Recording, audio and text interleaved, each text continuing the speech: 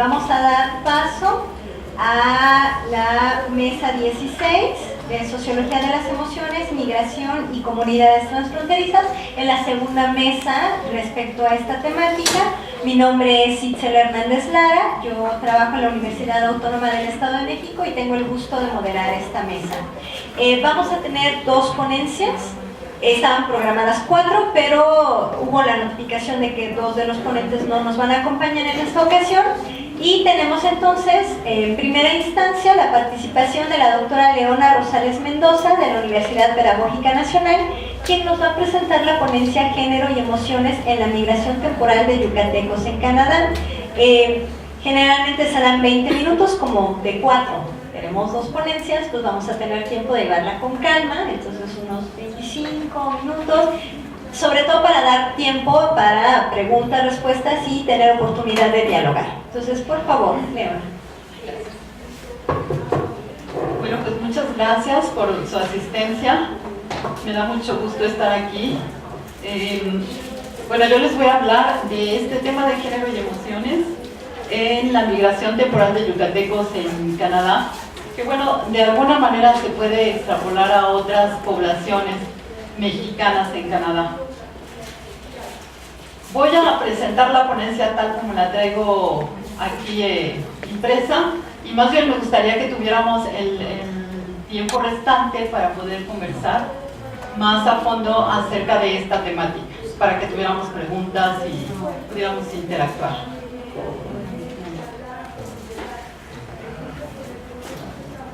¿Qué pasa?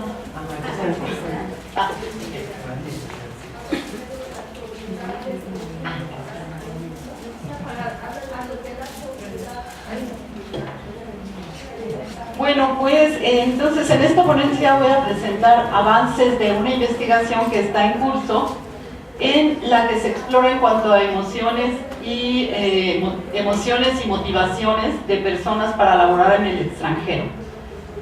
Se incluyen resultados preliminares obtenidos de un análisis de entrevistas que realicé con personas de los municipios de Maní y Tatsiu en Yucatán y con trabajadores agrícolas de estos mismos municipios y de otros en la provincia de Quebec, en la zona de Saint-Rémy.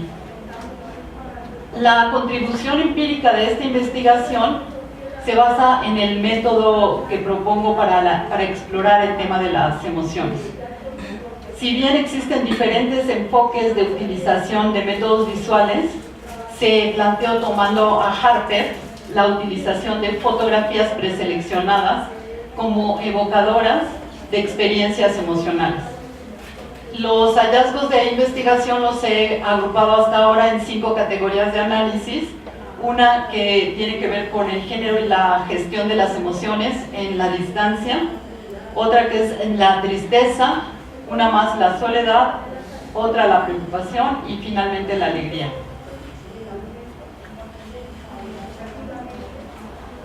Bueno, la motivación principal que tienen las personas de Yucatán y en general de México para inscribirse en el programa de trabajadores agrícolas temporales en Canadá es la de brindar a sus familias una vida económica más confortable, y esta motivación se encuentra anclada en los mandatos de género que organizan a los varones en los ámbitos de trabajo pagado con la finalidad expresa de cumplir la función de proveedor económico del hogar.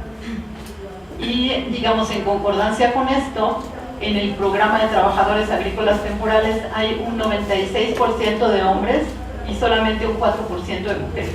Y esto obedece a esto que les menciono de los mandatos de género, pero también un poco a cómo está organizado el programa en México, en donde se continúa dando preferencia a las solicitudes de los hombres.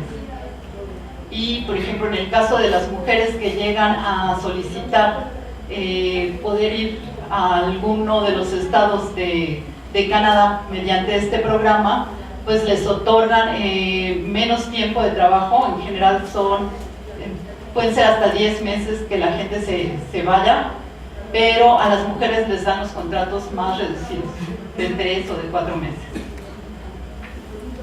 Bueno, en esta tabla presento la participación de yucatecos en el programa de trabajadores agrícolas por provincia canadiense entre los años 2010 y 2016, y como vemos, pues fueron 404, y ahí están los estados a los que ellos viajaron.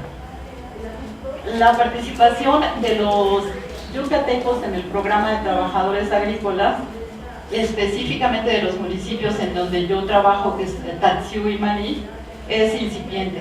Y ello obedece a que este proyecto forma parte de otro proyecto más amplio, que es un estudio comparativo con el programa de trabajadores agrícolas y su funcionamiento en Chiapas, en el municipio de Arriaga, que es el que de alguna manera aporta más mano de obra en este programa.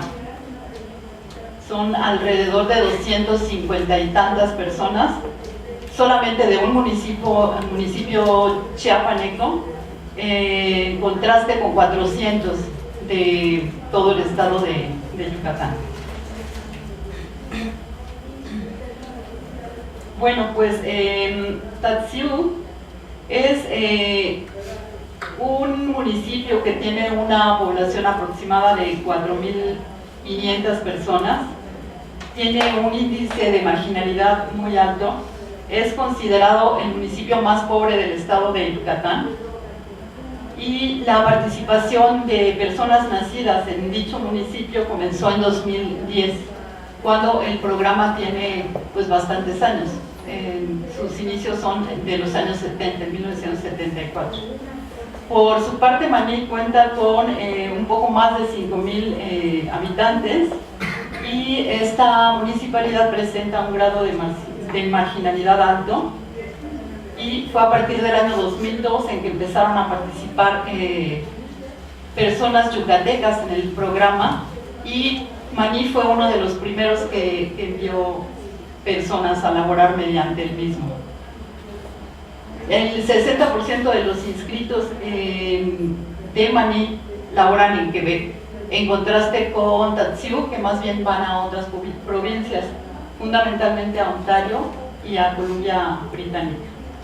Aquí, bueno, hay algunas fotografías. Este es el convento de San Miguel de Arcángel en Maní, que es donde se dio el auto de fe de Diego de Landán, donde se quemaron prácticamente todos los códices mayas, pero bueno, es un poco el contexto del pueblo, de la comunidad. Aquí vemos las casas tradicionales, y del lado izquierdo se ve como ya la construcción un poco más en forma, que prevalece ya bastante a raíz de la migración, no solamente a Canadá, sino que también muchísima gente de este municipio va a los Estados Unidos. Este es un ripio maya en la comunidad de Tatsiu, que es, digamos, el tipo de vivienda que prevalece. En esa zona, Tatsiu está al sur del estado de Yucatán, Maní está un poco más al centro, también en el sur, digamos, pero más cerca de Mérida. Y estas son las casas en construcción en Tatsiu, a raíz de la implementación de este programa de trabajadores agrícolas.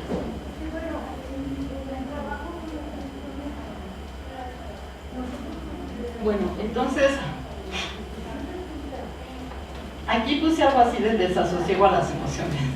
¿Y por qué? Porque era un poco la implicación que tenía para mí como investigadora el explorar sobre emociones con trabajadores agrícolas, y por otro lado también en términos de la implementación de un método de investigación o de aproximación a esta problemática. Las emociones son fenómenos de la vida afectiva, y junto con los sentimientos, los humores y las sensaciones permiten una aproximación a lo individual, así como a lo colectivo y lo social, desde las prácticas, representaciones, normas, valores, sesgos, estratificación. Tienen influencia en nuestras interacciones con otras personas y repercuten en nuestra noción espacial del mundo y su relación con el territorio.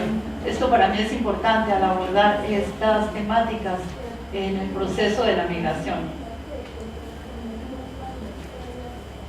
Bueno, ahora debo hacer una confesión. La primera aproximación al tema de las emociones, con hombres y mujeres implicados en este programa, no fue muy afortunada. Me interesaba explorar las emociones como tristeza, soledad, preocupación, el estado de contento o de felicidad a través de un guión semiestructural. Y los resultados fue que lograba que me contaran muchas cosas en cuanto a eventos felices o agradables de la vida, pero me costaba mucho trabajo que llegaran al fondo de las emociones como tristeza, soledad y preocupación. Entonces, a partir de la investigación que les comentaba de tipo comparativo que realizamos una colega de la Universidad de Montreal y una servidora, llegamos a plantear la necesidad de abordar la temática de las emociones desde otro lugar, con otro método. Entonces nos dimos a la tarea de ir diseñando como una propuesta a la que finalmente le llamamos photoevoking, o evocación de la imagen a través de evocación de la emoción, perdón, a través de la imagen o de la fotografía, que es una propuesta que implica la fotografía, pero no se centra en ella, sino que trasciende hacia la oralidad. Entonces, lo que intentábamos hacer era evocar emociones e intentar impedir, en la medida de lo posible, si esto es factible, la racionalización de las temáticas abordadas. Entonces, el método de la fotoevocación consiste básicamente en trabajar las temáticas emocionales a partir de un álbum de fotografías que diseñamos expresamente, uno para hombres y otro para mujeres, y esto porque la mayor parte de los hombres son quienes se van y las mujeres son las que se quedan. Entonces, en los álbumes incluimos aspectos de la vida cotidiana relacionados con el contexto canadiense, la vida laboral, la vida recreativa, inclusive algunas fotos sobre algún accidente en carretera, una persona en el quirófano, y en el álbum de las mujeres incluimos, ese era el de las mujeres, en el de los hombres incluimos fotos de su comunidad o de las comunidades más o menos conocidas por ellos, y fotografías sobre cumpleaños, graduaciones, celebraciones, y alguna fotografía en el panteón, en un funeral. Eso nos permitió de alguna manera acercarnos muchísimo más a las emociones de las personas que participaron en la investigación.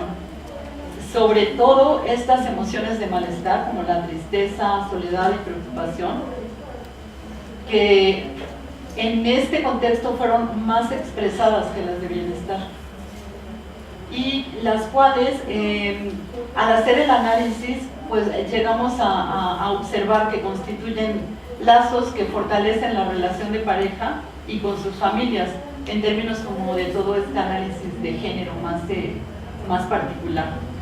Entonces, por ejemplo, se experimenta tristeza porque alguien o algo importa, se siente soledad cuando alguien a quien se ama no está presente, la gente se preocupa por cosas inciertas que pudieran perturbar la tranquilidad de sus seres queridos, y la emoción del contento o de la alegría tiene que ver muchísimo en las personas informantes con el sacrificio, ¿no? Con el sacrificio que se hace para que el hombre se vaya constantemente a lo largo de muchos años, porque muchos de ellos han ido bastante tiempo. Por ejemplo, aquí les estoy hablando del contexto de Tatsui y de Maní, que decimos, bueno, empezaron a ir en 2002 unos y en 2010 otros. Sí, pero otros yucatecos van desde hace mucho en otros municipios, ¿no? Tienen 20 años yendo y viviendo 8 o 10 meses en Canadá y el resto del tiempo en sus comunidades. Entonces, realmente la mayor parte del tiempo la pasan allá. De alguna manera, como les comentaba al principio, estas emociones son ordenadas de acuerdo a las normatividades de género. En general, las mujeres son las que se quedan y son quienes se hacen cargo de todas las tareas y labores domésticas y de cuidado y atención de sus familias, y los hombres se van con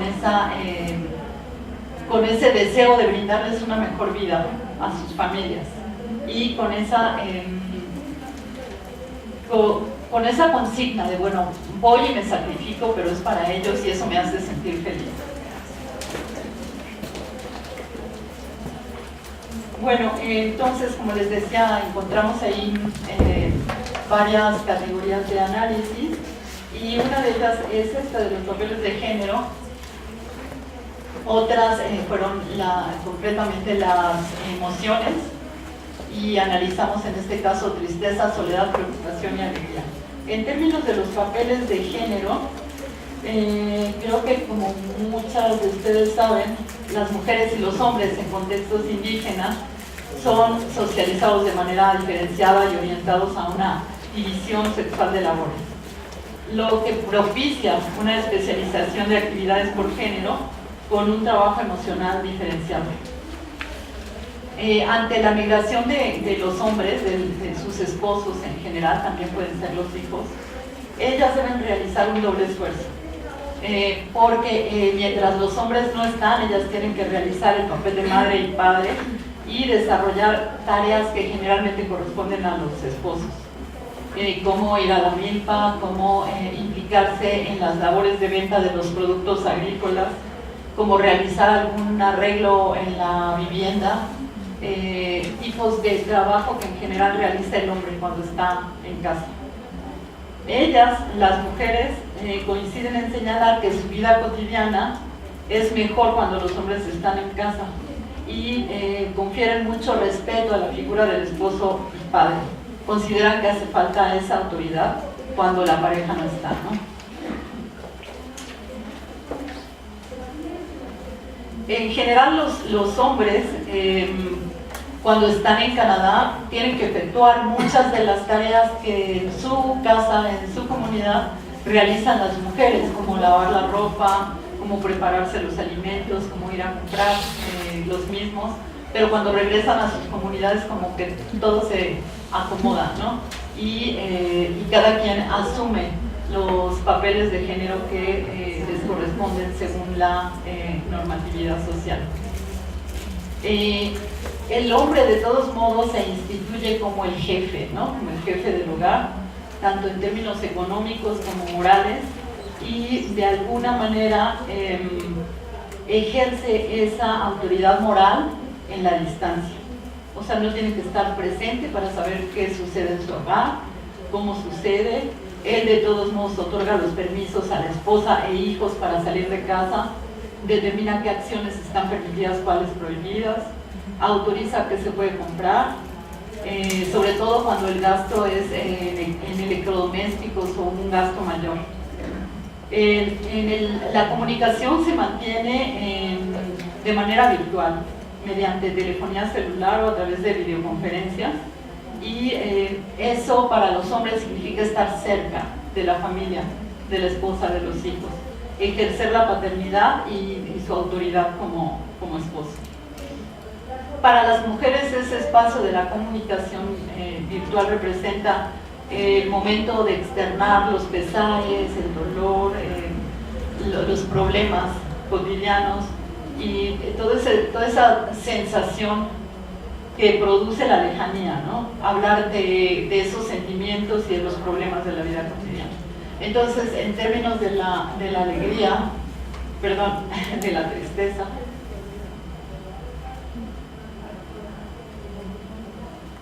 la tristeza, como otras emociones, no es un acto privado. Se expresa durante la interacción que establecemos con las personas. Es un estado emocional provocado por un suceso desfavorable o por la pérdida temporal o definitiva de seres queridos. Es la emoción más referida por las mujeres y los hombres. La tristeza emergió durante la presentación de diferentes fotografías en las que se mostraron a las mujeres casas de campo o campos agrícolas en Canadá, algún accidente en el autotransporte en la carretera, un hombre enfermo en el hospital, un grupo de hombres comiendo durante un descanso en el trabajo. En las imágenes que se distribuyeron a los hombres, con comunidades, en sus comunidades, podían ser fotografías de la graduación de los hijos en la escuela, fotografías de cumpleaños, familias paseando, algún bautizo, el Hetzmek que se lleva a cabo en las comunidades indígenas de Yucatán. Los hombres mostraban mucha tristeza. ¡Auch! No, perdón.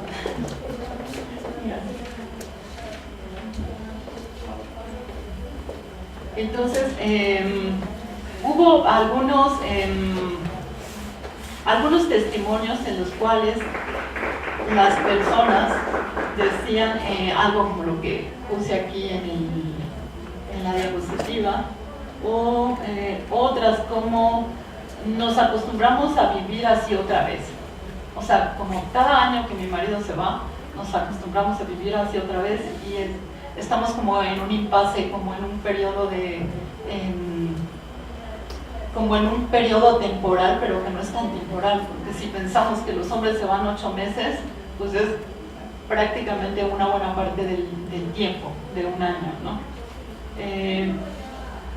Esto de nos acostumbramos a vivir así otra vez podría interpretarse como una suerte de habituarse a la tristeza, de saber que es una emoción que va y viene, dependiendo de la salida y el retorno del esposo. Algo así como una tristeza anunciada o esperada. La evocación de la tristeza fue menos en los varones que en las mujeres, pero fue un poco más intensa, digamos. Cuando los hombres expresaban este sentimiento de tristeza, y en particular porque las entrevistas con los hombres las hice en Canadá y no en México, pues de plano se desplomaban. Y hubo 2 de ellos que se pusieron a llorar. Estamos hablando que las y los informantes en esto que traigo aquí preparado para el día de hoy fueron 5 hombres y 5 mujeres. Entonces 2 de los 5 hombres rompieron el llanto al hablar de determinado suceso, de determinados acontecimientos que ocurrían en sus casas cuando ellos no estaban. En términos de la preocupación, bueno, la preocupación está relacionada con la intranquilidad y el malestar provocados por eventos que ocurren en el presente, pero se vincula muchísimo más con la incertidumbre, con la angustia, con el estrés, con el miedo de saber que algo podría suceder. Prácticamente todas las mujeres y los hombres manifestaron que la preocupación provocada por ese no saber qué va a pasar el día de mañana es cotidiana en sus vidas. ¿Qué pasa con las y los hijos durante la ausencia del varón? ¿Necesitará algo la esposa? ¿Se encuentra en buen estado de salud? En el caso de los hombres, si ha sufrido algún accidente. Estas y otras interrogantes son preguntas y respuestas que quedan en el aire mientras los varones regresan a sus comunidades. Por otro lado, la emoción de soledad es causada por la ausencia de la figura emocional más representativa para las mujeres, en este caso el esposo. Ellas se sienten solas al no tener el apoyo para efectuar ciertas tareas o bien para guiar a los hijos. Los varones, por su parte, expresaron que la soledad la pueden gestionar debido a que se ocupan casi todo el tiempo en el trabajo y cuando tienen tiempo libre lo utilizan en realizar labores domésticas y en compartir con sus compañeros. Aquí habría que destacar que en términos de los derechos laborales de los trabajadores, se ha luchado mucho porque tengan determinadas jornadas laborales que no sobrepasen las 8 horas de trabajo. En realidad es un trabajo muy, muy pesado el que realizan en el campo. Pero en general los hombres quieren trabajar más de 8 horas, porque eso les implica tener más ahorros y por lo tanto pues traer más dinero cuando regresan. Entonces es la manera que tienen de ir sobrellevando estas emociones. Trabajar muchísimo, ocuparse todo el tiempo.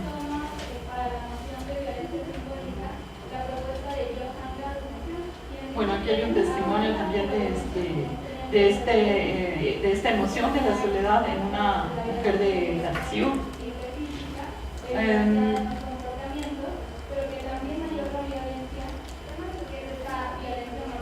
Ahora, la palabra soledad la reservan para ellos y en términos de las normatividades de género, estar solo es estar desatendido. Es decir, no tienen como todo aquello de lo que pueden gozar en un momento determinado cuando están en su comunidad, de todo el cuidado, de toda la atención. Para los hombres el sentirse solos tiene que ver, no hay con quién no me sirven la comida, no me lavan la ropa, exacto, con la atención muchísimo más que con otra cosa, ¿no? Bueno, finalmente la alegría, como les decía, aquí con este método que se implementó fueron más evocadas las emociones de malestar que la emoción de bienestar, como es la alegría. Y esta, de todos modos, tiene que ver muchísimo con ese concepto de sacrificio, ¿sí? Está vinculada a la solidaridad de la pareja o que puede existir en la familia, pero una de las mujeres dijo, hay que sacrificarnos para que podamos alcanzar un poco de producción y de dinero. En el caso de los hombres, la felicidad está muy cerca de la felicidad de dar, del contento que produce el hecho de, bueno, yo les proporciono una mejor vida, mejores recursos económicos, mis hijos pueden ir a la escuela, pueden hacer otro tipo de actividades que no podrían si yo me quedara a trabajar en México. La felicidad es un estado de bienestar producido por ciertos hechos de la vida que llevan a la persona a sentirse contenta, y trascendiendo la definición clásica de felicidad como el aumento de placer y disminución de dolor, los y las participantes del estudio hablaron mucho de este sentido de sacrificio, de esta necesidad de cumplir con el rol de género que le corresponde a cada uno, a cada una, de ser buena madre, de ser buena esposa, de llevar a cabo las tareas percibidas como femeninas. Y para los hombres, bueno, como ya lo he mencionado, tiene mucho que ver con el papel de proveedor, económicamente hablando, y con el papel de guía moral de la familia, ¿no? Es la manera de expresar el amor y, por lo tanto, de sentir esa felicidad.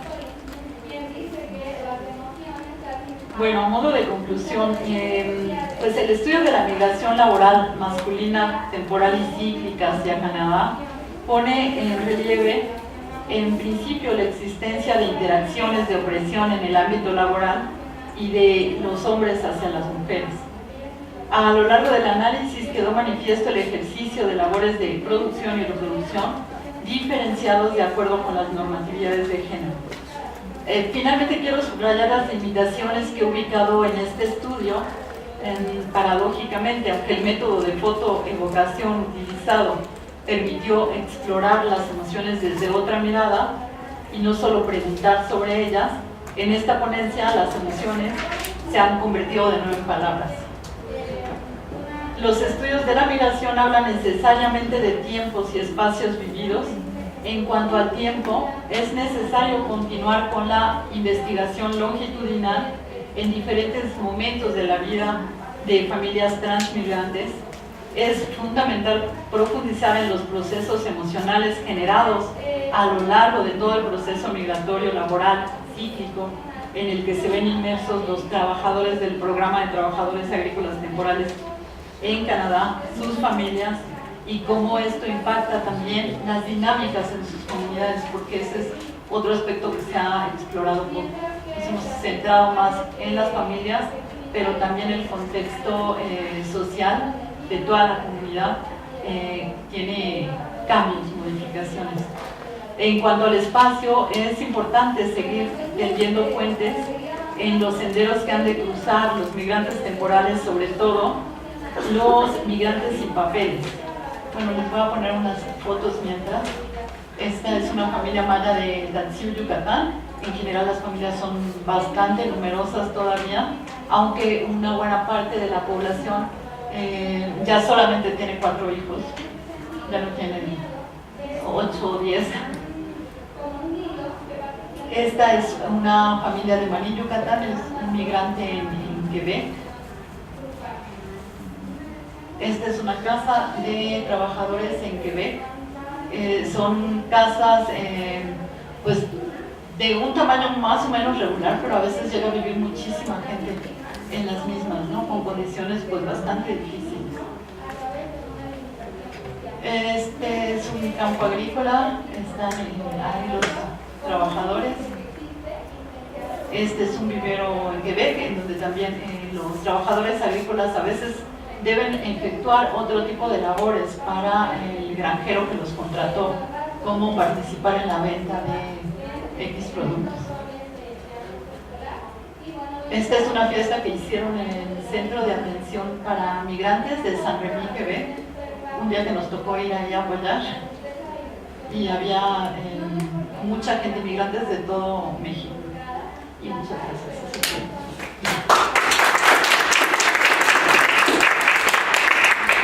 Muchas gracias, Leona.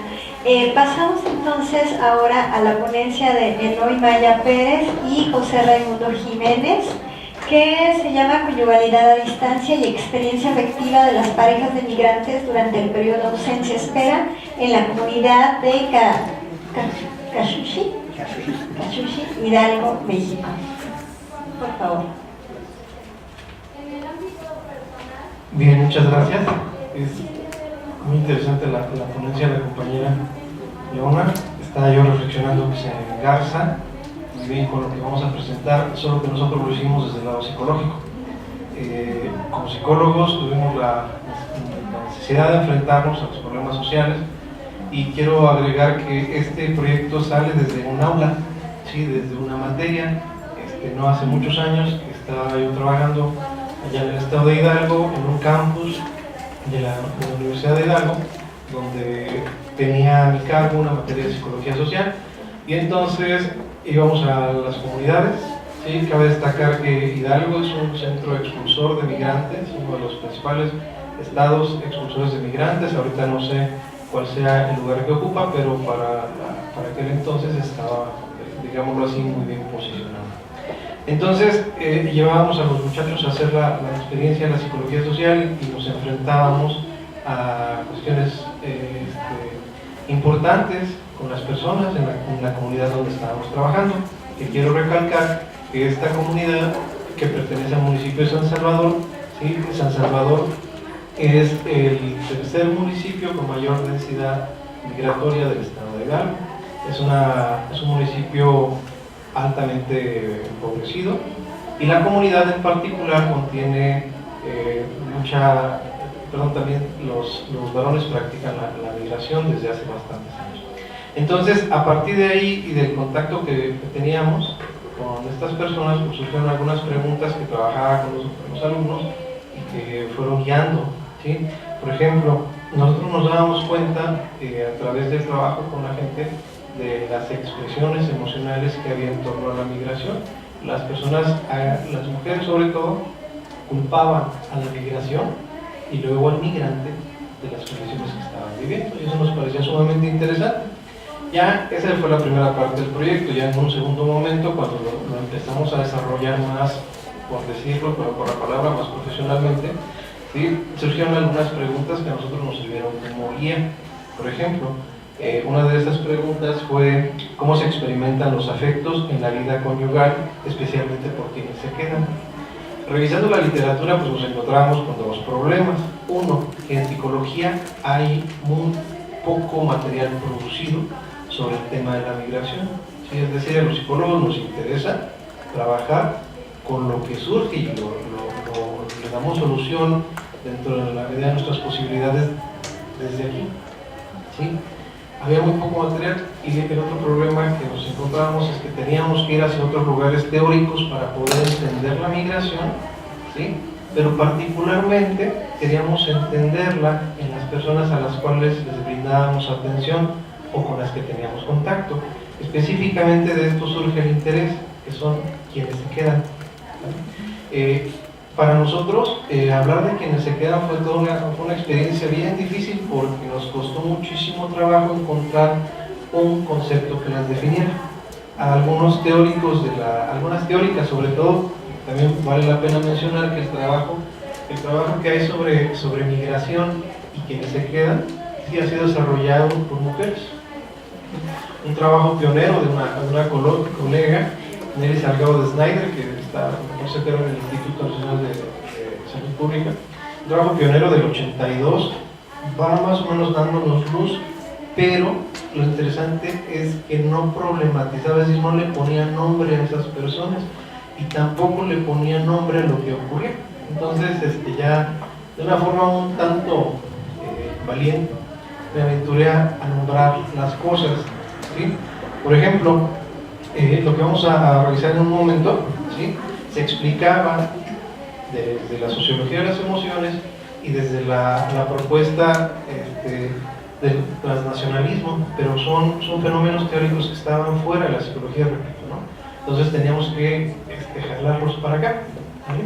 Entonces me aventuré a hacer algunas categorías, ¿no? Por ejemplo, una de ellas, que yo le llamé esposas de migrantes, la tomé de otras colaboradoras, como por ejemplo de Altuberra, donde ella habla de un fenómeno que es la conyugalidad a distancia, que es la vida conyugal que se vive en dos espacios diferidos, ¿vale? Pero nosotros queríamos mirar al espacio de acá, ¿vale? Y luego me atreví, tomé el atrevimiento de crear una categoría de tiempo, porque la migración tiene una característica bien diferente, como lo mencionaba la compañera, ¿no? En el caso de la migración ilegal o indocumentada de mexicanos hacia Estados Unidos, no hay tiempo. Y la medida de tiempo tiene que ver con el bienestar, sobre todo con la sensación de bienestar, que es decir, cuando les empieza a ir bien, comienzan a planear un posible regreso temporal o definitivo, ¿vale? Eso está ahí en el tintero para otra investigación cuando miremos a los migrantes, ¿no? Ahora nos quedamos mirando, ¿sí?, a las esposas. Y entonces, pues nos dimos cuenta que había que inventar algo. Nosotros le pusimos ausencia-espera, ¿sí? Y tratábamos de evidenciar un fenómeno emocional apegado que pudiéramos explicar desde la psicología, ¿sí?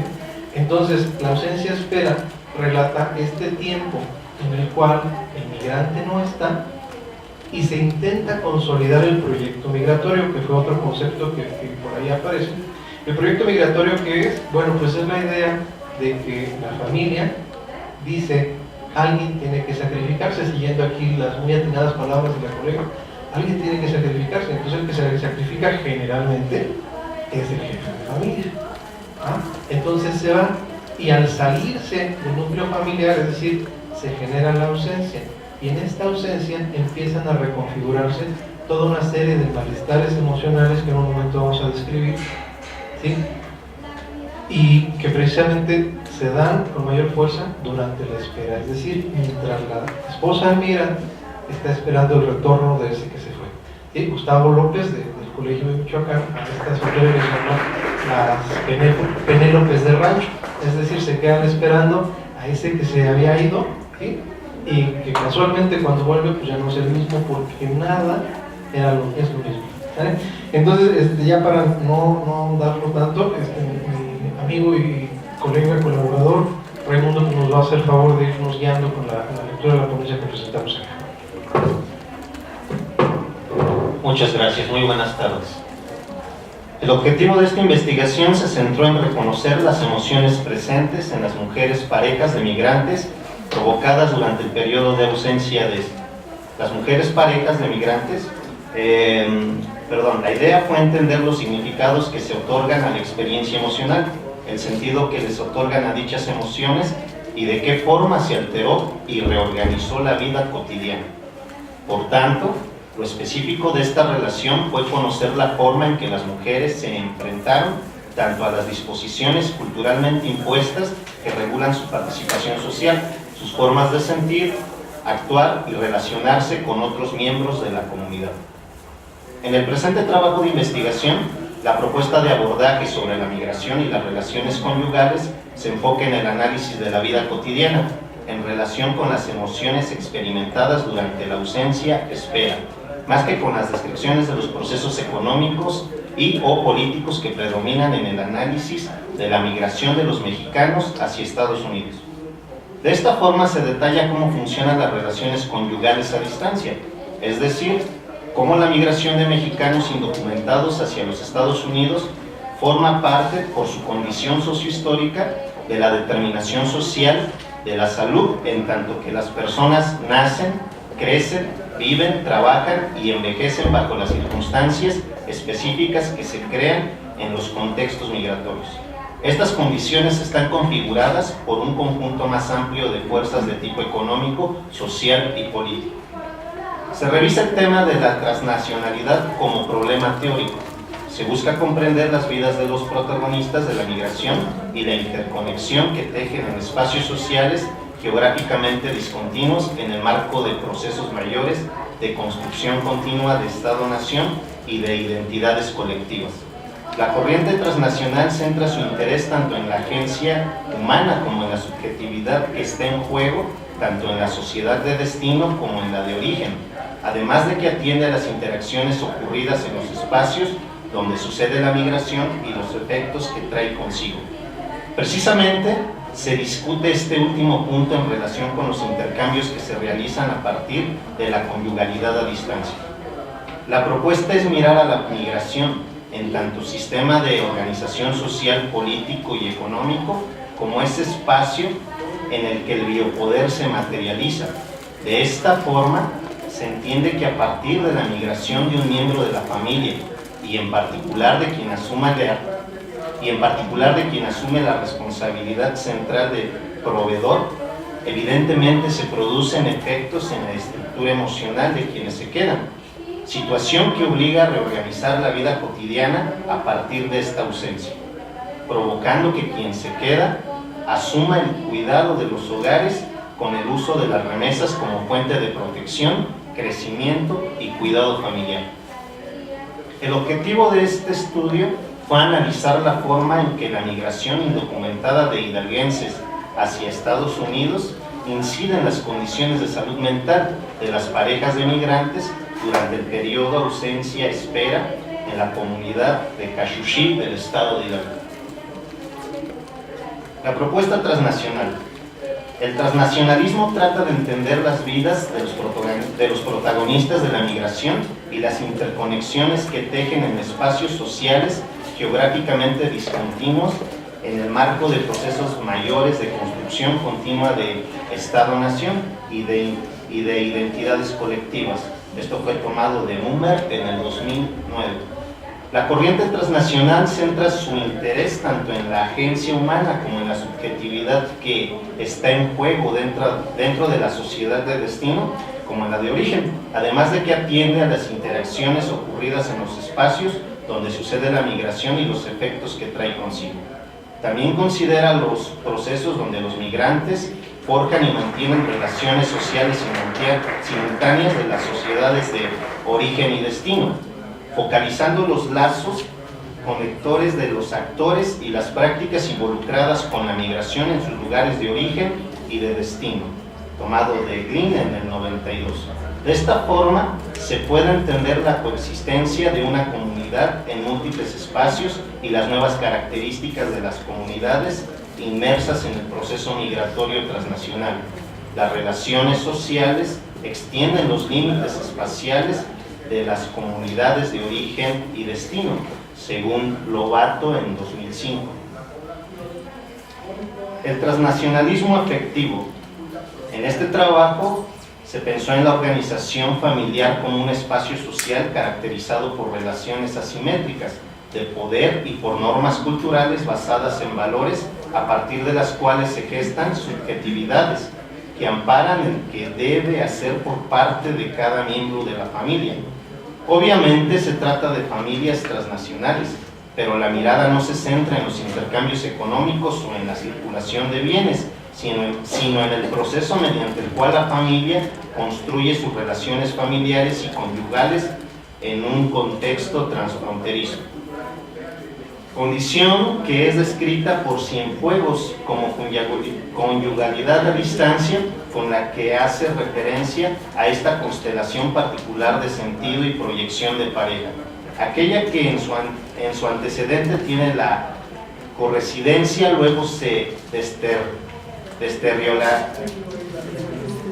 desterritorializa como vínculo, transformándose en un espacio social transnacional con proyecciones diversas, pero mayoritariamente asociadas a la reunificación familiar. A esta misma noción se hace referencia a lo largo del texto, utilizándola para explicar el problema de estudio abordado en el mismo sentido que la autora lo describe.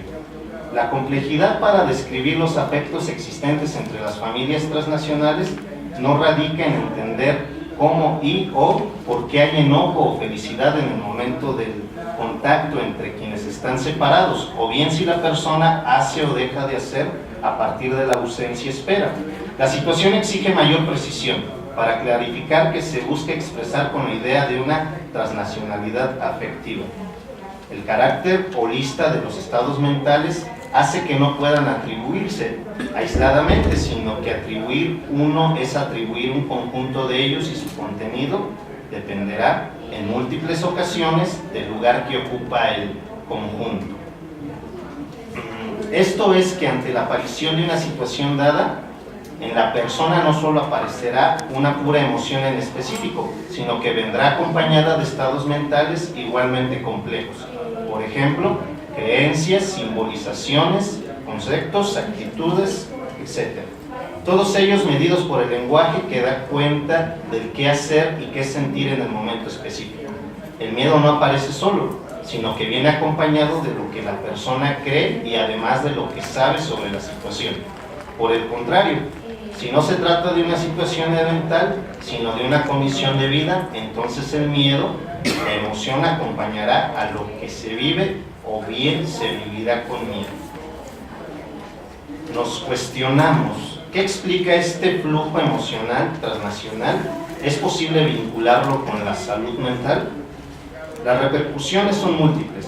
Lo mismo las estrategias de sobrevivencia de las familias, talleres de costura, maquila domiciliaria, pequeño comercio, actividades agropecuarias o el impulso de proyectos productivos, o bien la recepción de remesas. Como parte de los cambios generados en las familias, se observan a partir de la migración esposas con esposos a distancia, con la vigilancia de la familia del marido y bajo controles sociales de la comunidad, reasignación de roles y nuevas cargas de trabajo para las madres esposas, hijos e hijas a cargo de otros familiares con problemas de conducta o de rendimiento escolar. Otros de igual importancia y magnitud son los sentimientos que genera la migración de uno o una de sus integrantes: soledad, ansiedad, depresión, baja autoestima, según Zapata Suárez en 2011. Los hallazgos articulados a partir de las narrativas profundizaron en 3 dimensiones de análisis. 1, el abandono y el progreso. 2, el cuerpo y el sufrimiento. Número 3, el permiso, el encargo y la salud mental. Del abandono y el progreso, la ambigüedad en este caso no se traduce como un doble discurso que denotaría una falsa moralidad por parte de quien lo ejerce, sino que se entiende como una consecuencia emocional representada por la existencia de una dualidad emotiva, que ante la reflexión de las entrevistadas cobran forma de evaluaciones acerca de que lo que se vivió estuvo bien o no lo estuvo, que la mayoría de las participantes señaló haber experimentado y que consistía en que si la situación estaba bien, la comunicación con la pareja era continua, los ingresos eran constantes y situaciones de este tipo hubo una percepción positiva sobre la migración de la pareja. Pero también ocurría lo contrario si las condiciones por cualquier razón eran negativas. Entonces eran vinculadas con sensaciones de desesperanza, conmociones afectivas que impactaban en la seguridad o la integridad moral, incredulidad, dudas sobre la fidelidad, desconfianza sobre lo que se les decía era cierto, recelo, entre otras. Bien, hago una pausa aquí para comentar lo que mi compañero está leyendo. La estrategia metodológica se centró en dos partes. La primera, diseñamos una entrevista. ¿Sí? Esta entrevista nos llevó a descubrir que estaba muy limitada, entonces tuvimos que diseñar le llamamos mapeo corporal, del cual en el próximo momento vamos a hablar, porque estamos trabajando aún los resultados, ¿sí?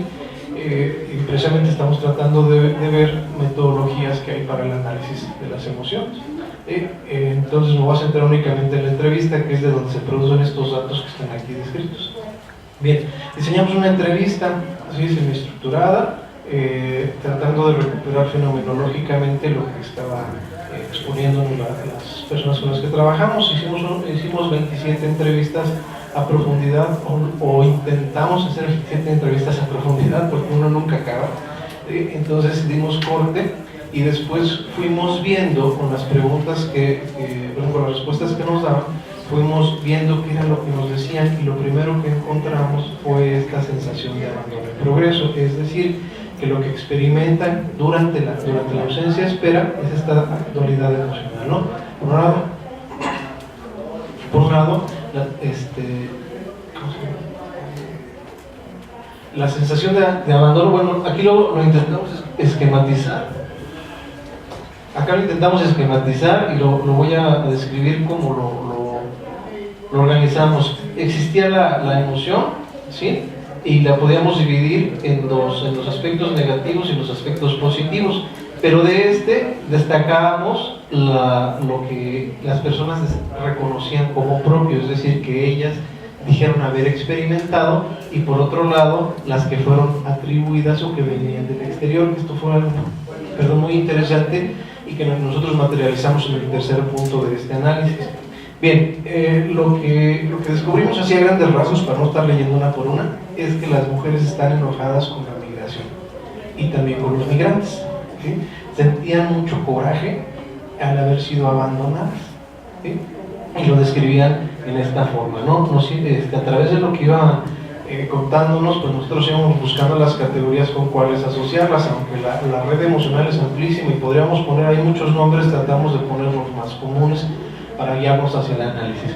Por otro lado, lo que se les atribuía casi siempre venía por terceros y estaba asociado a otras emociones, ¿no? Las amigas, comadres, cuñadas, vecinas, pues les iban metiendo ideas de que quizá no te manda tanto dinero como le mandan al de allá enfrente porque tiene otra familia, ¿sí? O ha de andar de borracho y por eso se gasta el dinero, y cosas por el estilo, ¿no?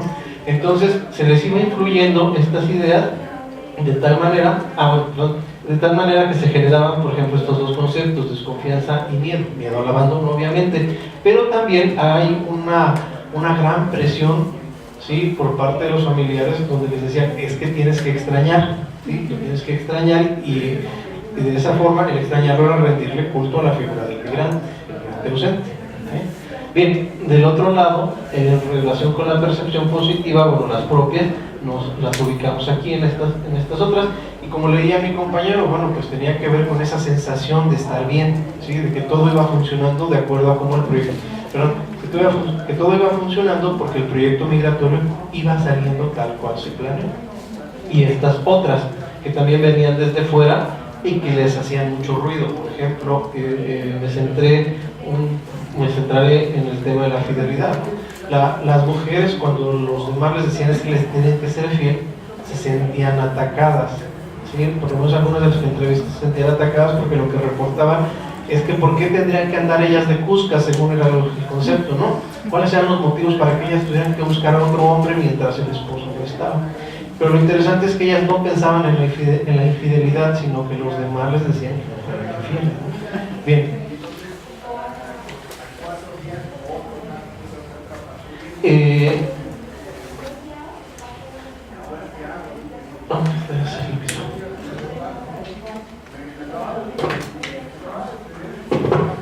Nuestro segundo hallazgo se centra en el cuerpo y el sufrimiento.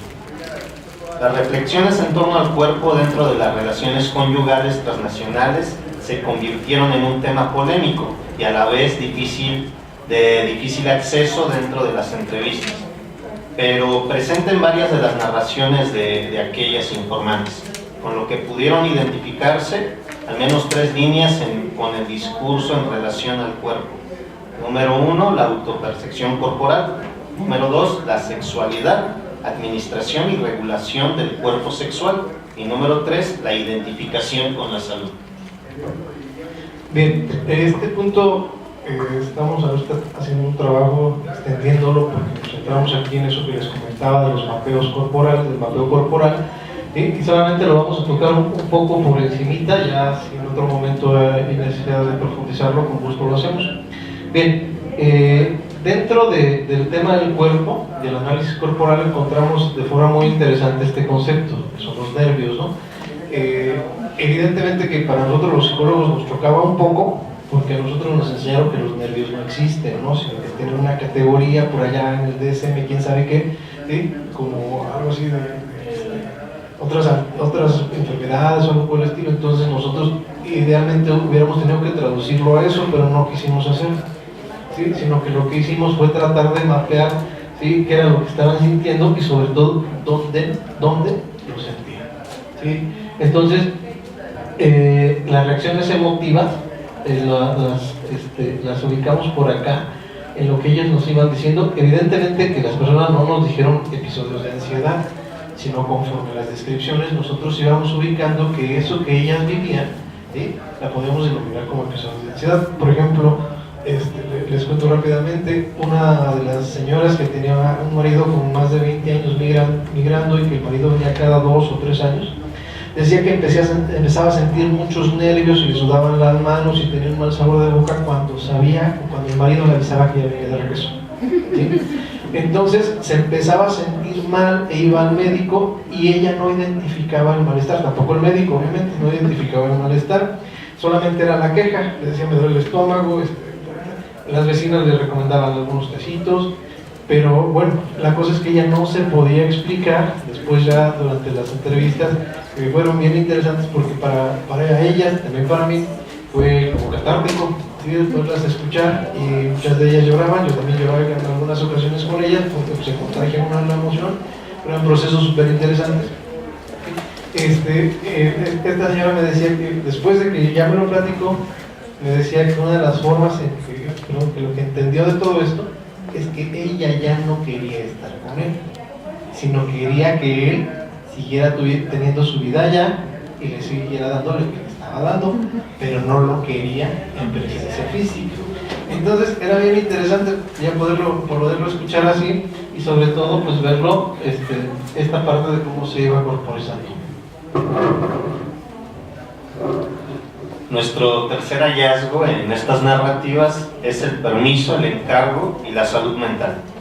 El permiso como estrategia vertical de control indudablemente repercutió en la vida psíquica como en las relaciones de pareja a nivel de comunicación, específicamente generando continuos enfrentamientos, los cuales generalmente se centraban en el tema de la vigilancia y la exigencia para dejar ser controladas por la familia política. Al mismo tiempo, los enfrentamientos fueron motivados por los maridos y abarcaban temas como los celos, la desconfianza, el temor a la emancipación, la sospecha de un posible abandono de la casa de los suegros, entre otros factores emotivos que evidenciaban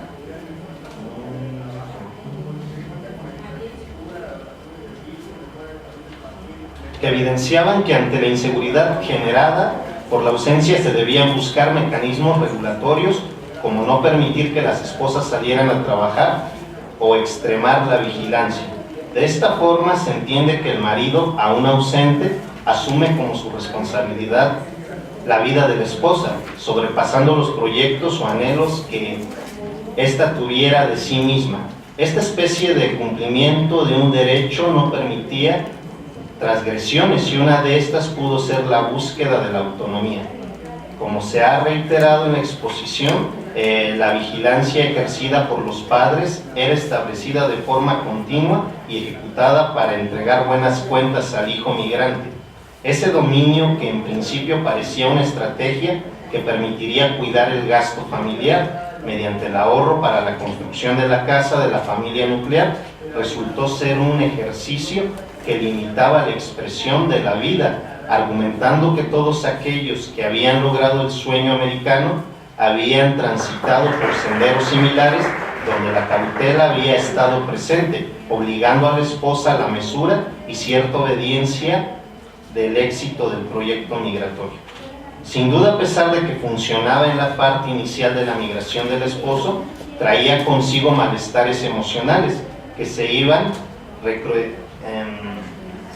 recrudeciendo al mismo tiempo que la relación con los suegros invadían los espacios de orden privado y la vida íntima, provocando reacciones afectivas desagradables que marcaron significativamente esa primera época de los proyectos migratorios. Así, mientras las relaciones al interior iban haciéndose ásperas a causa de la invasión, la familia del marido terminaba convirtiéndose en centinela y en muchos casos enemigos de las mujeres que esperaban. Bien, finalizamos con esta parte, nada más les cuento un poco porque en realidad la experiencia fue amplísima y tratamos de sintetizarlo lo más que se pudo y todavía no acabamos. Sí, este trabajo se concluyó en el 2015 y afortunadamente todavía no terminamos de sacarle jugo. No era una regla el que las esposas se quedaran en la casa de los suegros, sin embargo sí había una característica. Se casaban muy chicas, incluso el marido les llevaba bastantes años. Esa idea les hacía que buscaran la forma de resguardar la lealtad y fidelidad al marido, ¿no? En muchos de los casos me platicaron que se quedaban en la casa de origen, pero poco a poco el marido iba induciendo desde allá, que se fueran con su mamá, que la mamá les iba a poder ayudar, que la mamá les iba a poder apoyar en el ahorro y cosas por el estilo. Y como me dijo una señora, pues cayó en la trampa, porque haberse ido a la casa del marido pues significaba el límite de sus posibilidades para la acción social. Bien, aquí le dejamos por cuestiones de tiempo y ya pues estamos a sus órdenes para poder contestar o seguir ampliando la información. Muchísimas gracias.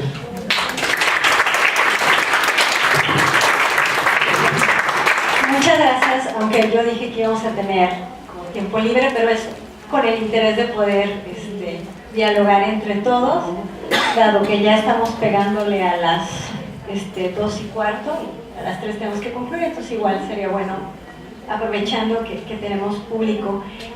Bueno, yo quisiera hacer una serie de comentarios. A diferencia de la primera mesa, la mesa de la mañana, tenemos una movilidad, en esta mesa una movilidad que podríamos denominar casi clásica, ¿no? Entonces, la movilidad del jefe padre migrante, ¿no? Es el que se va a cumplir su rol de proveedor, deja a la esposa, a los niños y entonces se va, ¿no? Cruza una frontera. En la mesa de la mañana estábamos hablando de migraciones un poco más internas y ahora regresamos a una suerte de movilidad clásica, laboral, ¿no? Y la pregunta aquí sería, en esta movilidad de lo que ya se ha dicho mucho, por ejemplo, la tesis de María Eugenia de Betel se publicó en el 2001, estamos en 2018, la pregunta sería entonces, ¿qué podemos aportar al estudiar emociones, ¿no? Es decir, si la mirada o lo novedoso es empezar a pensar en emociones, ¿qué es lo que podemos aportar?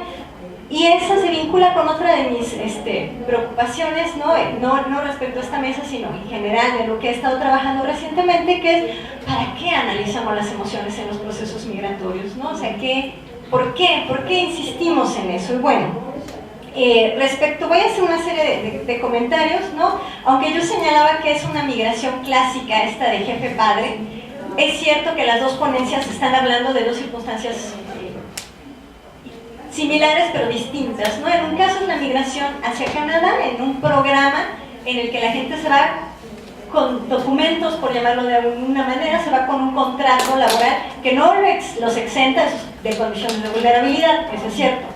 Y en el otro caso tenemos un jefe padre que se ausenta y que no tiene documentos migratorios.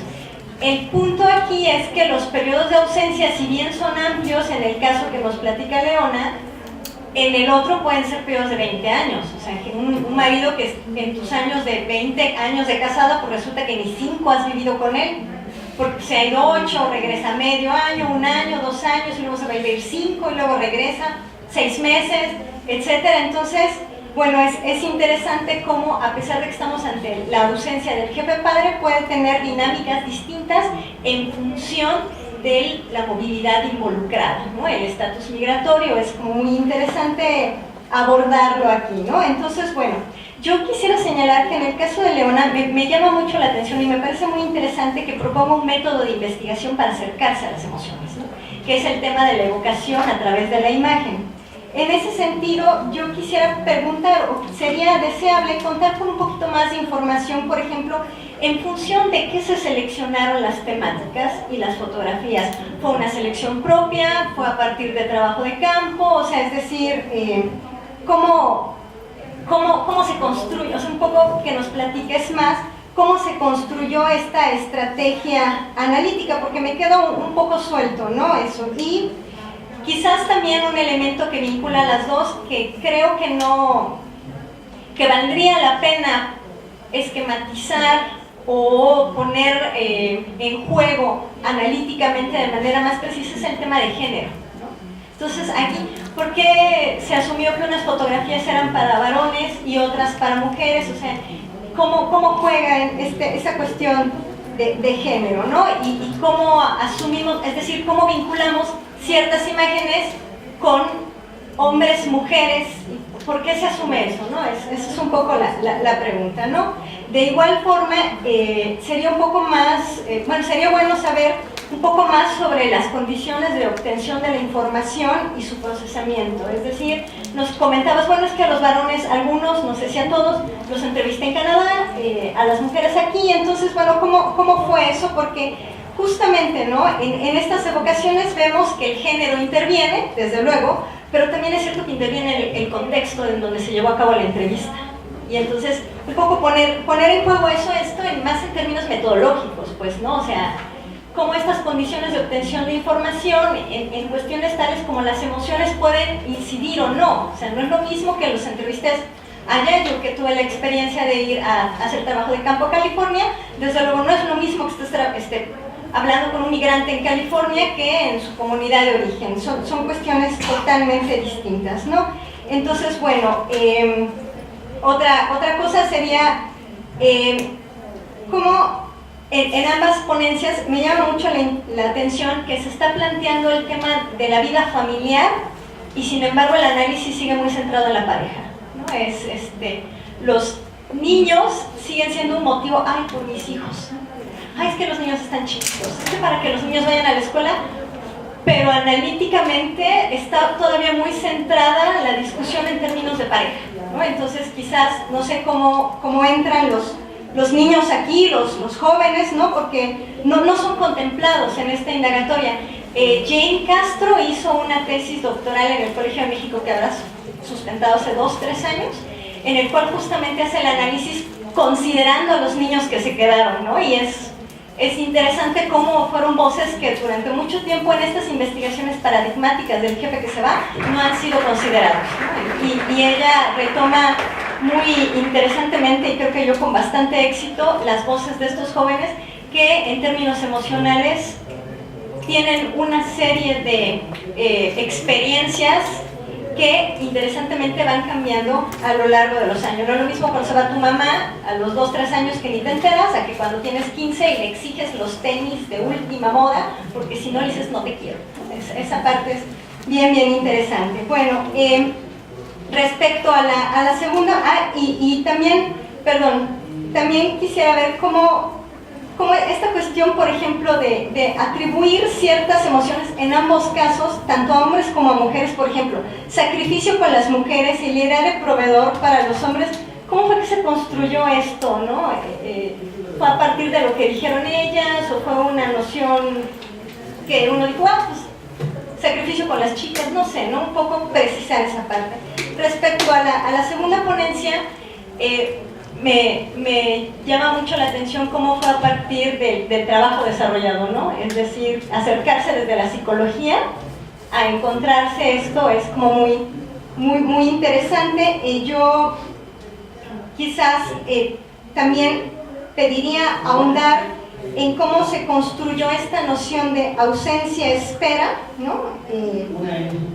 ¿Qué posibilidades explicativas y analíticas nos ofrecen? ¿Cómo se construyó? ¿Cómo juega el tiempo ahí? No sé, yo pensaba, ¿no? No es lo mismo una ausencia espera de 6 meses que 7 años que no ha regresado, ¿no? O sea, no sé si ahí la temporalidad es importante en términos analíticos, no lo sé, ¿no? O para lo que están ustedes, porque ausencia espera como que me quedó un poco planito, ¿no? Yo decía, bueno, ausencia espera, pero ahí, ¿qué tanto puede influir o no el tiempo? ¿No?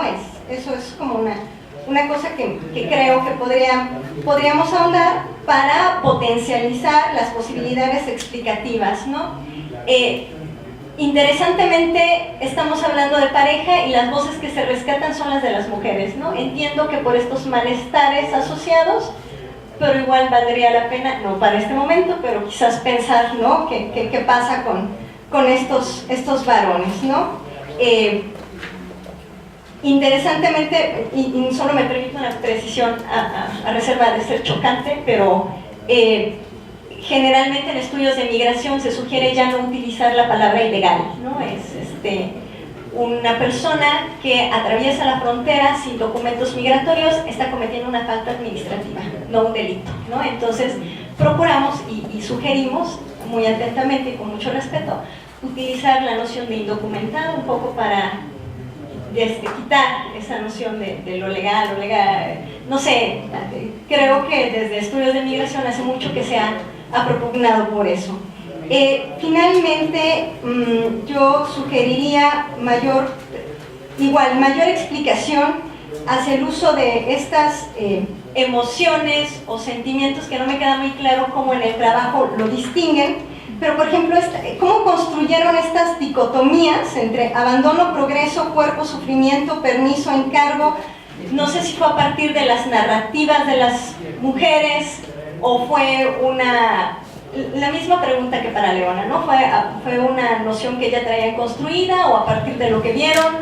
¿Cómo fue que lo lograron captar? Si fue a través de un análisis de discurso o si también incorporaron otras dimensiones para obtener la información. Estoy pensando como los silencios, el uso de metáforas, ¿cómo fue que obtuvieron eso, no? A veces la gente, sobre todo hombres, no te dicen tuve muchísimo miedo, ¿no? O sea, es raro, o a lo mejor sí tuvieron esa oportunidad, pero a veces las personas utilizan otras vías para expresar y entonces metodológicamente saber cómo aprendieron estas categorías, ¿no? Estas dicotomías.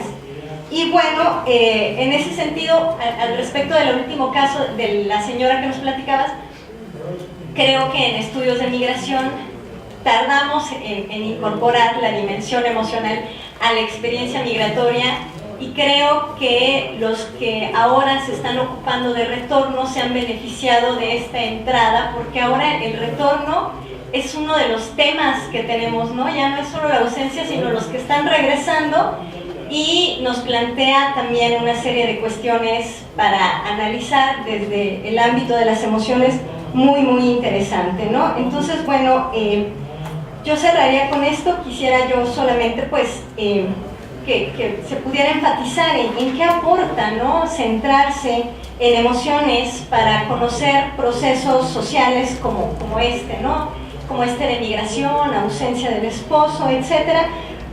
Porque, bueno, yo aquí siempre me pregunto, ¿para qué estudiamos las emociones, no? O sea, ¿con qué derecho vengo yo y hago llorar a una señora, ¿no? A un señor, o sea, también ahí hay una dimensión ética. Entonces, bueno, uno dice, claro, porque las emociones son importantes para entender estos procesos sociales, y yo sugeriría que pudiéramos hacer evidente eso, ¿no? No estudiar la emoción por la emoción, porque sino, ¿qué aportan estas emociones?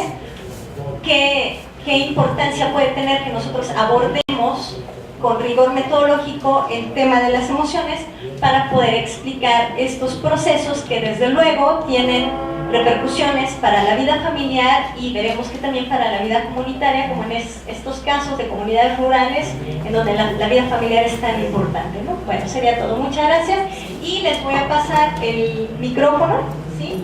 Si quisieran hacer algunas preguntas, tenemos tiempo, así que esperamos sus intervenciones.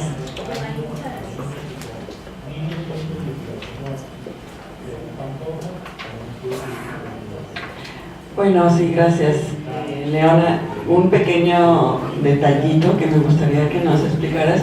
¿Por qué el ver la foto de los hombres comiendo les causaba tristeza? Eso me quedó como una duda, dado que es una actividad, bueno, colectiva, comer, qué rico, pero supongo que es bien complejo y que revela otras cosas, por supuesto. Bueno, muy interesante su trabajo sobre esta comunidad en Hidalgo. Parece que llegaron a cosas a las que es difícil llegar. Por ejemplo, esta sintomatología corporal me parece que es un gran logro, que es de las cosas más difíciles de ir registrando, y ojalá conociéramos su trabajo ya publicado sobre esto. Me queda más bien la inquietud de otros trabajos que he leído sobre las relaciones amorosas, de pareja y todo entre migrantes, de los que la esposa que se queda, el hombre que se va. Esto abre un espacio de libertad a las esposas que no tendrían si no se va el esposo, y que les permite desarrollar ciertas prácticas transgresoras, consideradas transgresoras respecto a la normatividad y a la moral de sus comunidades, y que son duramente enjuiciadas por la comunidad, y que entonces la familia las vigila, las contiene, etc. De todas maneras, aun con esa vigilancia y esa contención, las despliegan esas prácticas transgresoras. Y una de ellas tiene que ver con ampliar su vida sexual más allá digamos, con el marido. Y hay registro de esto y hay trabajos que hablan de eso. La cosa es cómo discursivizar eso, que es absolutamente transgresor, si el discurso esperado, tanto por su comunidad como el decible a sus entrevistadores, que serían ustedes, les va a permitir expresarlo.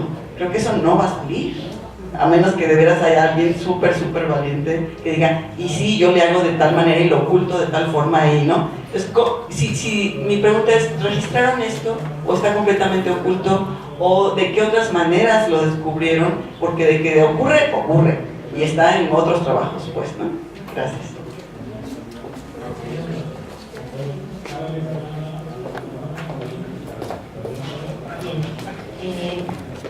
Yo no estudio migración, pero he estudiado mujeres solas, familias dirigidas por mujeres. Encuentro mucho paralelismo entre lo que ustedes discuten, porque en muchos sentidos, en términos prácticos, simbólicos, estas mujeres están solas. ¿Sí? En ese sentido hacen toda esta función, el cuidado de los hijos, la administración, el trabajo, que es una pregunta. También estas mujeres trabajan, no trabajan, ¿sí? Porque eso va a permitir ciertos campos de acción de toma de decisiones, de independencia, está fallando, independencia económica, en fin, otra serie de condiciones. Me gustaría saber si algunas de ellas trabajaban o no, y qué pasaba justamente en esos casos, en toda esta panorámica que ustedes presentan. Específicamente sobre el trabajo de Leona, creo que es importante distinguir entre sola y soledad.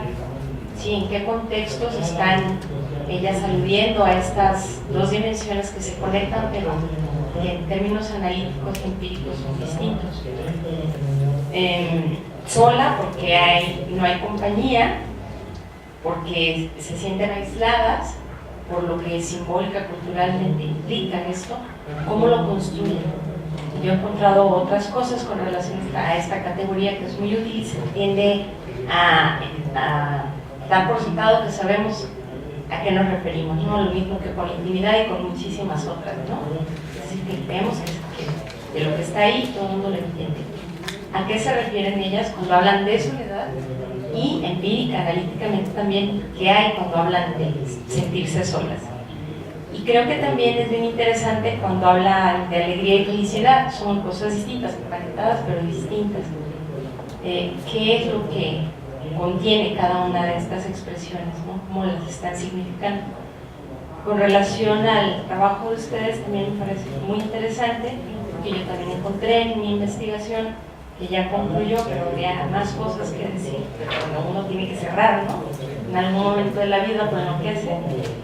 Estos hallazgos con relación al papel de las mujeres dentro de su familia y de su comunidad enfrentan exactamente lo mismo. No importa la edad, no importa el estatus, no importa el estrato social, económico, Si no hay pareja, la familia, si ellas lo permiten, las reduce al papel de hijas de familia.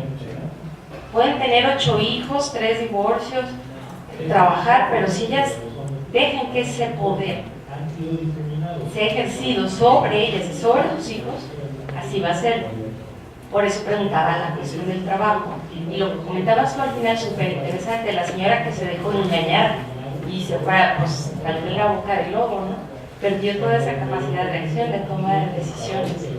¿Y qué pasa con las que no, por ejemplo? Eso lo encontré igualito. Y también veo que igualito pasó con la cuestión de la sexualidad de las señoras con las que he trabajado, estas mujeres.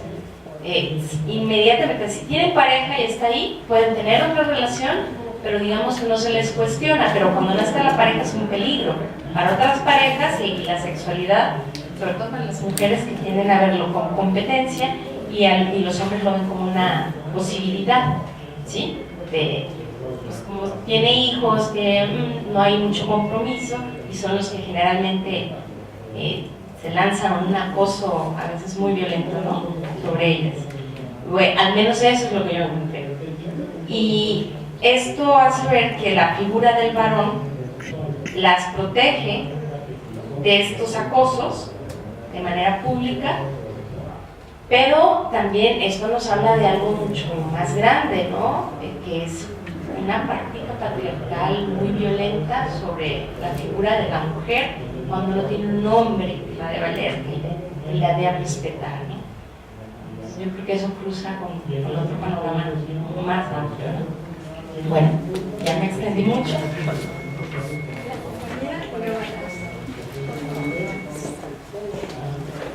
Sí, muchas gracias. Bueno, a mí me llama mucho la atención las dos ponencias, ya que yo estoy trabajando en migración, pero centroamericana. De Leona, lo que me interesó mucho fue como que ese rol, los roles de género con respecto al trabajo, ¿no? Porque, como decían de la foto, de que el hombre asume tal trabajo, pues sí, porque ya tenemos entendido que pues desde hace mucho está esa división de trabajo que bien tenemos categorizado como la mujer puede hacer esto, pero el hombre no puede hacer el otro, o el hombre puede hacer esto y la mujer no hace esto por las condiciones físicas, ¿no? Entonces, como mencionaban, el trabajo doméstico, algunos lo consideran como trabajo, porque pues es un trabajo lo que hacen las mujeres al cuidar a los niños, al quedar a cargo de ellos, pero muchos no lo ven de esa manera, o sea, lo ven como algo cotidiano para ellas, que lo tienen que hacer como una obligación. Y bueno, como lo dice Adam Smith, entre más dinero tenga la mujer, más subordinada tiene que ser. ¿Qué quiere decir? Que, o sea, la mujer económicamente, bueno, el hombre le da dinero y la mujer tiene que ser lo que él le diga, o sea, tienes que hacer esto, tienes que hacer el otro. Entonces, yo lo veo de esa manera, son comentarios, no preguntas. Y de los compañeros, lo que me llamó mucho la atención fue lo de la fidelidad. Si bien es cierto que las mujeres al estar aquí o al quedarse en su lugar de residencia, se quedan como protegidas por la familia, ya sea del hombre o de la misma mujer, pero no nos damos cuenta de que los hombres en Estados Unidos, en algún otro país o estado, pueden tener otra condición emocional con otras mujeres. Entonces, aquí las mujeres se quedan como que con esa idea de respetar al hombre, porque es el que les da el ingreso económico. Pero los hombres es como de, pues le estoy mandando dinero y no importa, yo voy a hacer acá lo que yo quiera y ella nunca se va a enterar. Entonces eso fue lo que me llamó mucho la atención de la ponencia de los compañeros y bueno, de la ponencia de León. Muchas gracias. Muchísimas gracias a las dos ponencias. Son preguntas de corte metodológico. Reiterar la pregunta que le hacía la doctora Itzel, si pudieras aclarar la doctora Leona, porque no la conozco. sobre cómo se hizo la parte de la selección de las fotos y el etiquetamiento, si el etiquetamiento de las fotos, de qué emoción era, es lo que dijeron las informantes o ellas solo hablaban de contenidos. Eso.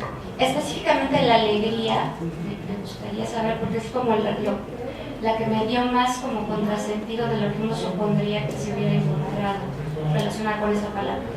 Y en el otro caso, ¿cómo es que llegaron a los nervios? Si los nervios salieron en las entrevistas a profundidad y después es que vino esto del mapeo corporal. ¿Y qué es eso del mapeo corporal? Muchas gracias.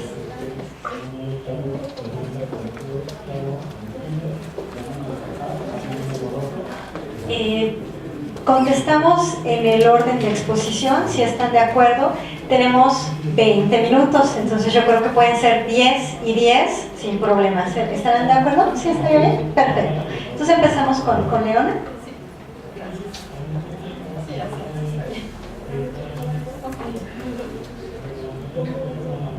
Bueno, esto del método de la fotoevocación, me parece que por ahí hablaba de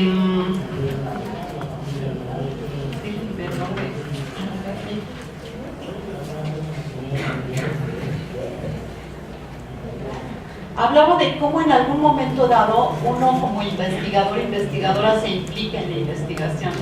Y esto de las emociones, no sé si me atraparon a mí o yo atrapé a las emociones, la investigación me atrapó a mí o yo atrapé a la investigación, porque creo que es un ir y venir. Y cuando uno elige una temática de investigación, considero que siempre está implicada la subjetividad de quien investiga. Yo fui mujer migrante en algún momento determinado, mujer migrante al interior del país. Me fui de la Ciudad de México a la ciudad de Cancún en el contexto del sismo de 85 y me tocó vivir muchas cosas y me tocó sentir muchas cosas. Y después, ya más adelante en la vida, uno de mis hijos se fue a vivir a otro país muy lejano, Nueva Zelanda, y eso también me impactó en términos afectivos, en términos de las emociones y en términos del manejo de las mismas. Entonces, cuando yo me metí al tema de migración, y por aquí me pasaba el tema de las emociones, porque ya tiene como más tiempo, digamos, de 2010, 2012, que yo incursioné en el estudio de las migraciones. Lo hice concretamente en Quebec y mi interés principal en aquel momento era el tema de los derechos humanos y de los derechos laborales. Y a partir de ahí me empecé a encontrar con muchas cosas que se movían en mí y que a la vez, cuando yo hacía alguna intervención con migrantes en la zona de Quebec, pues también se movían emociones en ellos. Entonces este tema llegó a mí como un poco después. En el momento en que empiezo a meterme, a intentar explorar sobre las emociones, como yo les ponía ahí, pues, creo que es muy bueno venir y presentar cosas y también exponer las propias dudas. No solamente venir, yo soy la que les dice cuál es la neta del planeta, sino al contrario, entablar como un diálogo. Yo les decía, yo no sé, pero había un sentimiento de falta de paz, de tranquilidad, en términos de lo que un autor por ahí denomina la ansiedad en el método. Bueno, para mí era así como las emociones en el método y cómo le hago, ¿no? Entonces, estábamos haciendo investigación a la par mi colega Linamar Campos de la Universidad de Montreal y una servidora, ella con poblaciones chapanecas y yo con poblaciones en Yucatán, y compartíamos como esas mismas preguntas, ese interés de cómo le hacemos. Es que cuando queremos explorar acerca de esas emociones que nos causan algún malestar, pues no llegamos como al punto, no llegamos al meollo del asunto, ¿no? Entonces, a través de el análisis de materiales que ya teníamos, en los que habíamos explorado emociones, llegamos a una conclusión de que podría ser a través de la fotografía que se pudiera evocar esa emoción. Las fotografías las elegimos de manera arbitraria, nosotras, y fueron para hombres y para mujeres por una razón muy simple. No porque estuviéramos pensando de antemano que hombres y mujeres son diferentes. De hecho, queríamos implementar una perspectiva de género, sino porque quienes se iban a trabajar allá en Canadá eran los hombres y las que se quedaban eran las mujeres. Y esas fotografías que pensábamos como evocadoras de emociones tenían que ser fotografías que te evocaran una emoción en un contexto determinado. Entonces, a los hombres en Canadá les llevamos fotografías de contextos de su comunidad en México, porque pensamos que no les iba a decir mucho si les mostrábamos una foto de un compañero suyo trabajando en el campo. Y a las mujeres en las comunidades les mostramos fotografías de hombres en Canadá, pues por lo mismo, porque pensábamos que no hacía mucho sentido mostrar una foto de su mismo contexto, ¿no? Ellas además tienen como muchísimas menos posibilidades de conocer el contexto en el que laboran sus esposos. Entonces, fue completamente arbitrario, estamos explorando en esto, estamos escribiendo sobre lo mismo, sobre el método en sí, y sobre todo estamos muy claras de que tenemos que implicarnos en la investigación, que la investigación no es para allá, no es yo voy e investigo a esos sujetos de investigación que están ahí, sino que a mí también me provoca emociones, el implicarme en esos estudios me provoca emociones, y finalmente tanto ella como yo somos migrantes. Yo soy migrante interna, pero ella es chapaneca y vive en Sherbrooke, Quebec. Entonces hemos pasado como por esos procesos y en cierto sentido pues los hemos experimentado, ¿no? Sabemos también de qué se trata.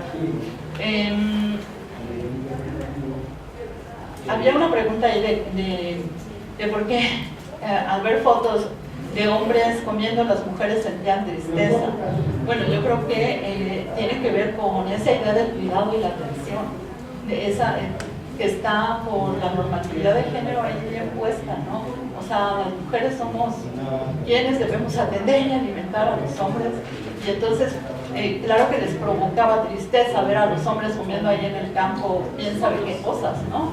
Que no les prepararon ellas con manos de cariño y de amor.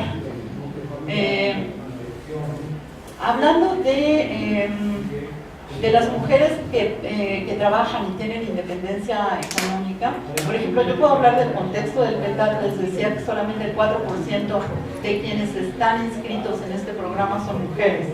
Las mujeres que van a trabajar en el programa de trabajadores agrícolas temporales son mujeres que ya tienen una vida hecha, no son las jóvenes, rara vez son mujeres solteras, porque lo que Canadá quiere garantizar es que la gente va a regresar a México, que tiene un enganche ahí, tienes hijos, tienes un marido, tienes que... Las mujeres que están casadas y van a trabajar allá son mujeres que tienen más de 40 años, que ya tuvieron a sus hijos, que sus hijos están adolescentes, y entonces en ese aspecto creo que hay como menos conflicto también en esto de la infidelidad, ¿no? O sea, los esposos dicen, o sea, ya está grande, no pasa nada, como que no la tienen que cuidar tanto como a la jovencita. Pues sí, eso está ahí, eso que dice. Luego, bueno, en términos de los conceptos de alegría, de felicidad, de coincido, son conceptos diferentes. Yo lo que encontré es que se sacrifican para lograr la felicidad, este estado continuo en el tiempo, y que sí, estoy todavía en la delimitación de conceptos, y a mí me hace todavía mucho conflicto hablar de sentimientos, emociones, afectos. ¿Qué es esto? ¿Cuál es una cosa? ¿Cuál es la otra? Lo único que yo no quisiera, por lo menos en mi caso, es que los conceptos me constriñan y me limiten y me digan, ay, no puedo decir esto porque no lo estoy diciendo correctamente, ¿no? Sino al contrario, que se abra un diálogo y que podamos hablar de todo esto y de cómo se van construyendo también los conceptos. En términos de los roles de género del comentario que hacías, bueno, sí, obviamente el trabajo doméstico por cuestiones políticas del feminismo, de los feminismos, debería ser considerado como un trabajo productivo, es una eterna discusión, es una discusión que ha puesto incluso hoy en día los feminismos de Abya Yala otra vez en la mesa de discusión. Todo esto del cuidado de la atención, de parte de las mujeres hacia la familia, pues también está implicado en todos estos estudios de género, ¿no? No lo podemos dejar de lado. Lo que sí, por ejemplo, en el caso de la investigación que yo he llevado a cabo hasta ahora, pues es que los que emigran son los hombres. O sea, ese 4% de mujeres, sí me he dado a la tarea de buscarlas a las mujeres, por lo menos allá en Yucatán, en donde yo trabajo, y he encontrado a 3 mujeres, que ya es mucho, ¿no? Hablando por el porcentaje, pero en realidad no representa tanto, no representa una población importante todavía, y tiene que ver mucho también con la política de la Secretaría de Trabajo en torno a cómo se promueve el programa de trabajadores agrícolas. Y yo se los he dicho a la gente de la Secretaría de Trabajo también, ¿no? Porque creo que también para eso estamos, para discutir con ellos. Las fotografías y cómo las elegí, rapidísimo, porque ya se me acabó el tiempo, cómo las elegimos, como les digo, fue así como arbitrario. Fue en un momento dado decir, a ver, esta fotografía, ¿qué nos provoca a nosotras ver una foto de este tipo? Pensando en eso, de que fuimos mujeres migrantes en algún momento de la vida, ¿no? Y pues ya, porque ya se me acabó el tiempo. Muchas gracias. Y pasamos a los segundos puntos, por favor. Bien, son varias preguntas, a ver si puedo responderlas. Lo primero, ¿no?, en la que me voy a centrar, ¿por qué las emociones en la migración? Bueno, hay una tendencia, podemos ver, no sé, del año 95 para acá, que se han estado desarrollando varios trabajos. Hay un interés, porque me parece que es una dimensión importante a la cual no se les entró atención y que nos da una fuente de conocimiento impresionante. ¿Por qué? Porque la migración es uno de los recursos de los cuales los mexicanos nos servimos, ¿sí? Entonces ahí esa parte me parece vital. Ahora, pero me voy a ir hacia mi lado, porque lo estudiamos desde la psicología, ¿sí? Y eso me parece pues muy importante, y creo que me siento con la obligación de dar ahí alguna respuesta, no ahorita, pero sí en algún tiempo. La cuestión es de que en psicología hay muchas psicologías, y dentro de lo que se nos enseña, la forma en cómo nos preparan en las aulas, no da respuesta para todo. Una de las cuestiones importantes es que cuando uno sale de los marcos académicos, pues se enfrenta a fenómenos sociales para los cuales no tiene modelos de comprensión, por tanto tampoco de intervención. Posicionándonos desde la psicología humanista con enfoque existencialista, pues nos damos cuenta de que necesitamos acercarnos a la persona, porque la persona está teniendo su propio proceso, y a partir de ahí se genera conocimiento. Y esto lo sumo a las corrientes, a la corriente latinoamericana de psicología social, donde se está buscando explicarnos a nosotros mismos. Varios autores desde la década de los 70 están buscando generar explicaciones para nosotros mismos y abandonar un poco las explicaciones europeas, que ya tienen bastante tiempo, sí, pero que siguen permeando las explicaciones que nos damos, sí, y también, sobre todo, lo que me parece más grave, con la que seguimos formando psicólogos dentro de las aulas, ¿sí? Entonces mi proyecto, o la idea, es que pues buscamos aportar conocimiento para comprender lo que ocurre en los contextos con las personas. Bien, otra cuestión aquí que me gustaría aclarar, no me va a dar tiempo de profundizar. Pregunta Itzel, sí, sobre la ausencia espera. Bien, nosotros lo tomamos a partir del malestar emocional, que renunciamos a la noción de patología que la psicología nos indica, tomamos el concepto de malestar emocional. ¿Sí? ¿Por qué? Pues porque sabemos que se experimenta, ¿sí? Lo comprobamos en el día a día y bueno, pues incluso nosotros estábamos rodeados de esos malestares emocionales que, reitero, con lo que expliqué hace un momento, no tenían marcos de explicación y nos queríamos sumar a esos marcos de explicación. Bien, el malestar emocional tiene dos características en relación a la ausencia-espera. Una, ¿sí? Aparece inmediatamente por la ausencia de quien se va.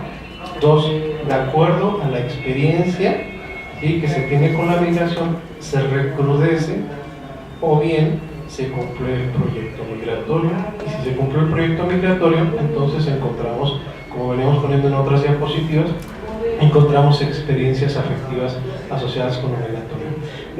Aquí lo que me interesa rescatar es que durante la ausencia-espera, sí, los malestares emocionales se recrudecen al punto tal, como les comentaba hace un rato, que incluso se llegan a corporizar, es decir, convertirse en síntoma, ¿sí?, un síntoma corpóreo muy asociado a la enfermedad, y también se llegan a dar o a concluir en la disolución de las relaciones maritales.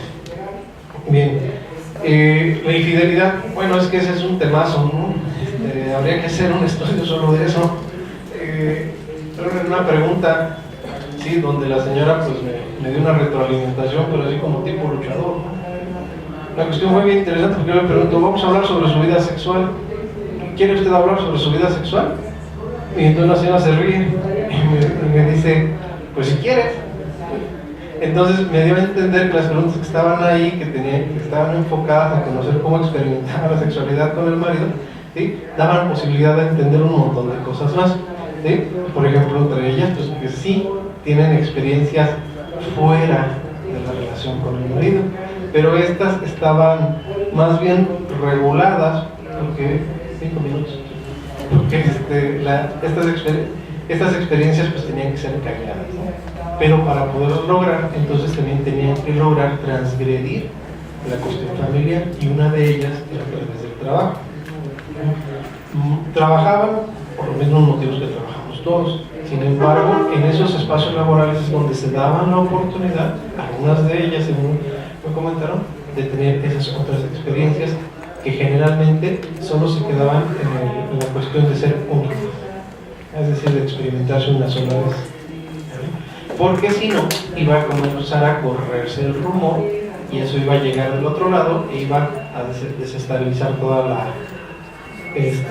estructura que se había sostenido, ¿no? Entonces es un temazo, yo creo que por ahí habría que buscarle bastante y vamos a sacar mucho. Pero sí, aquí una de las cosas que lo guiaba pues es la cuestión del trabajo, la búsqueda del trabajo. ¿Qué más había por acá? Preguntaba ya la compañera que es el mapeo corporal. Mira, te platico rápidamente a ver si en estos menos de 5 minutos me da tiempo, ¿vale? Esto, les repito, comienza en un aula y después se convierte en una tesis doctoral, ¿sí? Pero cuando estaba yo haciendo las entrevistas me encontré con varios bloqueos personales y también técnicos para poderme comunicar y hacer que las personas se comunicaran conmigo. Entonces un día lo que hice fue que dibujé en una libreta hice un dibujito, ¿no?